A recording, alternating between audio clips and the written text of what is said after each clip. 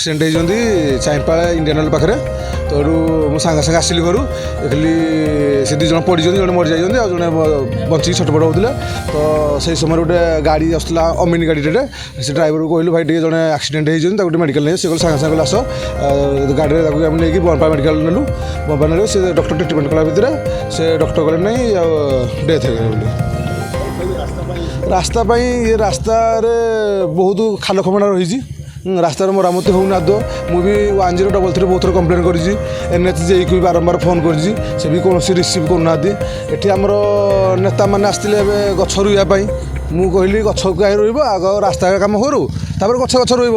ସେ ବି ସେ କଥା ଶୁଣିଲେନି। ମୁଁ କହିଥିଲି ସେ ଆମର ଯେଉଁ MP ବାବୁ ଆସିଥିଲେ, ମୁଁ କହିଥିଲି ଏ ଗଛ ପଛରେ ରହିବ, ଆଗ ରାସ୍ତା କାମଟା କର। ସେ କିନ୍ତୁ ସେ କଥାକୁ ମନା କଲେ, କହିଲେ ନା ସେ ଗଛ ଆଗ ଆମର ଯେଉଁ କାର୍ଯ୍ୟକ୍ରମ ଅଛି ସେଇଟା କରିବୁ, ଆଉ ପଛରେ ଆମେ କରିବୁ ରାସ୍ତା କାମ। କିନ୍ତୁ ରାସ୍ତା ନ ହେବା ଦ୍ୱାରା ଡେଲି ଦୁର୍ଘଟଣା ଘଟୁଛି, ଡେଲି ଲୋକ ମରୁଛନ୍ତି। ଆମେ ଚାଲିକି ଯାଇ ହେଉନି, ଯେଉଁ ରାସ୍ତା ହେଇଛି ବର୍ତ୍ତମାନ ସେ ଯେତେ ଖାଲ ଖମଣା ହେଇଛି ଚାଲିକି ଯିବା ବି ସମ୍ଭବ ନୁହେଁ। ମୁଁ ଚାହୁଁଛି ନାଇଁ ବର୍ତ୍ତମାନ ରାସ୍ତା କାମଟା ଆଗ ହେଉଛି, ଯେହେତୁ ଫରୱେ ହେବା ପାଇଁ ଟେଣ୍ଡର ହେଇଛି, ଯେହେତୁ ପ୍ରଥମେ ଆଗ ରାସ୍ତା କାମ ଯେତିକି ଅଛି ସେତିକି ଆଗ ଭଲସେ ହେଇଯାଉ, ତାପରେ ଫରୱେର କାମ ହେଉ।